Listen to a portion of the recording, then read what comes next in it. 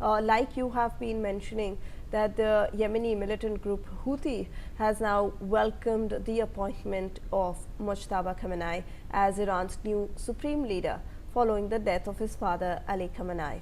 In a statement posted online, the group congratulated the leadership and people of Iran on what it called a crucial decision at a pivotal juncture.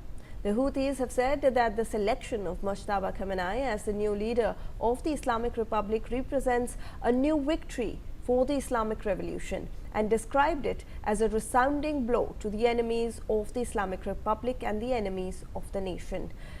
The statement signals continued alignment between the Iran-backed Yemeni group and Tehran's leadership. Mr. Srivastav, so obviously, like you have also been mentioning, there will come in, these statements of support from Houthis and from rebels that are backed by the Tehran leadership. But we are also, seeing US, we are seeing Israel, which yesterday when there were talks that a new leader might be finalized, Israel had given a point blank statement that whoever they choose, they will hunt them down. So obviously, like Group Captain Devnath has also been pointing out, security will be a massive challenge, but now we have statements coming in of acceptance from these rebel groups as well.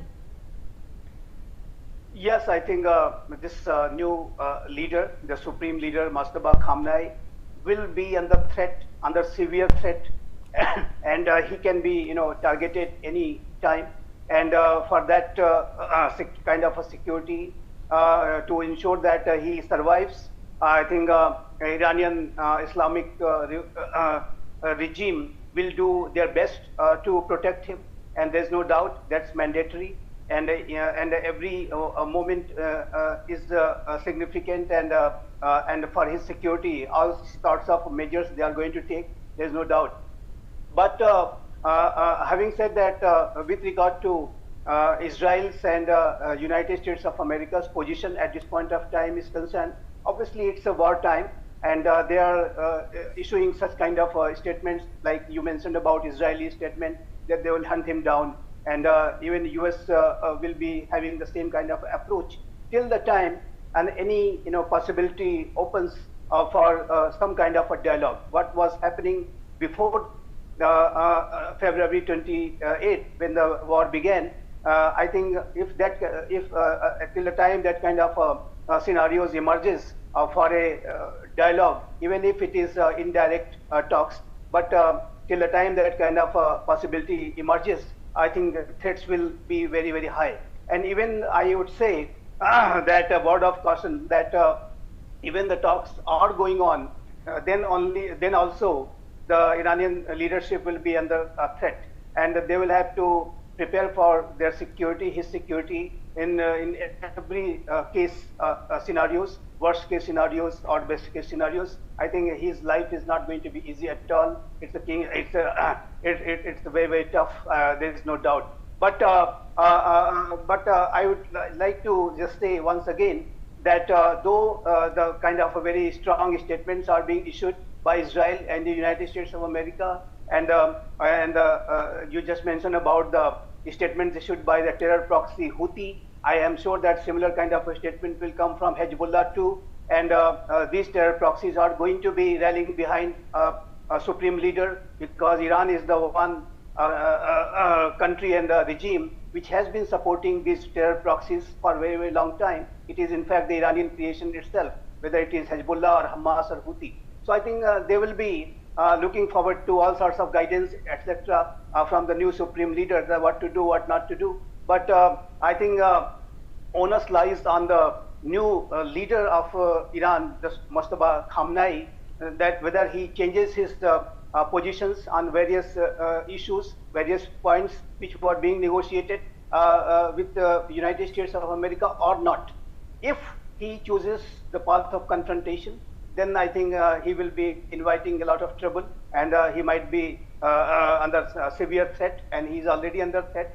But if he, opens the path of dialogue and diplomacy through proposing some constructive ideas with regard to Iranian policy towards nuclear issues, nuclear weapons ambition, rather I would say clearly, and whether they are going to be giving that up or not, or what kind of approach they are going to have with terror proxies, whether they are going to be changing their position and showing that they are not going to be supporting terrorism.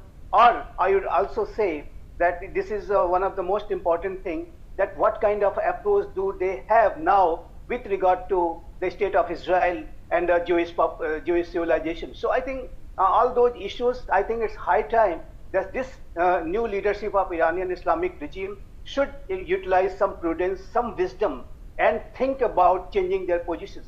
Because if they carry on with this old agenda of hitting Israel and supporting terrorism and acquiring attempts to acquire nuclear weapons, I think with the old position, I think this regime could be further destabilized, because Israel and United States of America, they have opened this war. You know, before 28 and after 28, things have completely changed. Now US has started this war. Earlier US was not intervening directly, and all the wars which in my view began on October 7, 2023 was being done by Israel. But now the United States of America is on the ground. Right. So United States of I America, apologize, sir, for interrupting you. I apologize, but unfortunately we are running out of time to discuss this further. But I thank you, Group Captain Devnath and Mr. Srivastav, for speaking to NewsX.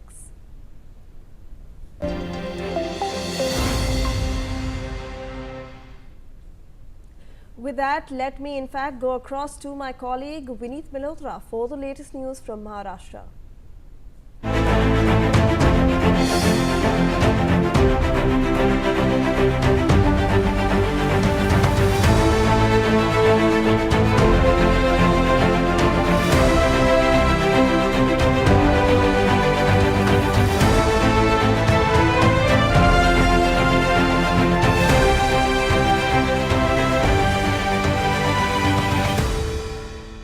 Hello, my name is Vineet Malhotra and you're watching Next in Maharashtra, a special segment where we bring you the latest from India's financial capital. Here's what's making headlines in Maharashtra this week. Well, Maharashtra has geared up for the Global Pulse 2026 medical conference with a curtain raiser event in Mumbai, launching its official website. Watch this special report. The curtain raiser event for the Pulse Global Medical Conference was held on March 4, 2026 at Vidhan Bhavan in Mumbai, chaired by Maharashtra Chief Minister Devendra Fadnavis. The official website was launched during the program attended by Medical Education Minister Hassan Mushrif, Minister for State Madhuri Misal, and other dignitaries from healthcare and industry. Addressing the event, Chief Minister Devendra Fadnavis stated that the Pulse conference scheduled for 27 to 28 March 2026 at Geo World Convention Centre will significantly boost Maharashtra's reputation in the global health sector. Pulse 2026 will convene over 2,900 experts, researchers, delegates and global leaders from WHO, UNESCO, academia and industry, featuring 20 sessions, plenary discussions, startup pavilions, exhibitions and a 360-degree dome. It will explore AI-driven healthcare, innovative technologies, affordable diagnostics and treatments and community health initiatives to strengthen Maharashtra's health ecosystem and position it as a global hub for healthcare, innovation and medical wellness tourism. In other news, the Chikkalwadi residents received the keys to a spacious new 2 BHK flats under the cluster redevelopment scheme. Take a look. Significantly upgrading the living standards of residents, the redevelopment of old Chikkalwadi in Mumbai's Grant Road area has finally concluded. Deputy Chief Minister Eknath Shinde handed over keys to 265 residents, enabling them